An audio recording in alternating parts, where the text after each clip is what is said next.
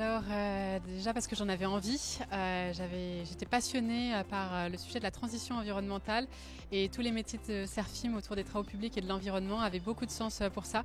J'avais envie de transformer à la fois Serfim et apporter à cette transition majeure. Et aussi, j'ai rejoint Serfim pour préserver un modèle d'entreprise qui est pour moi aujourd'hui encore trop rare en France, celui d'une ETI indépendante et familiale.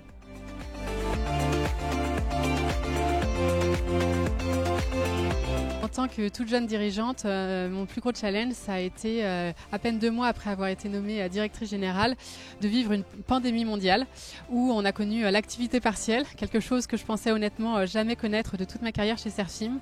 Donc une épreuve difficile, on s'est posé énormément de questions très vite et finalement c'était un accélérateur pour moi finalement de développement en tant que dirigeante où on a vraiment vu toutes les qualités et la résilience des ETI familiales comme Serfim.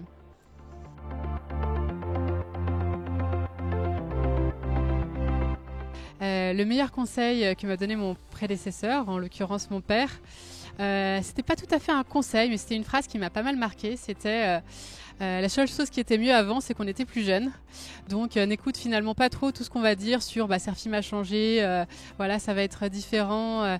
Toutes les critiques finalement qu'on peut avoir de l'extérieur ou de l'intérieur, tu verras, ça va bien se passer. Et finalement, il m'a laissé me débrouiller. Et finalement, ça m'a permis aussi d'être moi-même.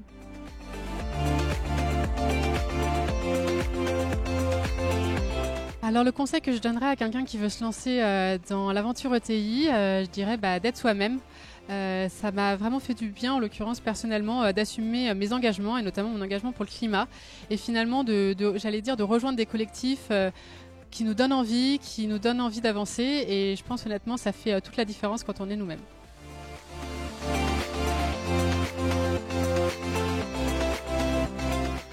Alors quand on me dit ETI la relève, je pense à une énergie incroyable, l'énergie de tous ces jeunes dirigeants hyper engagés.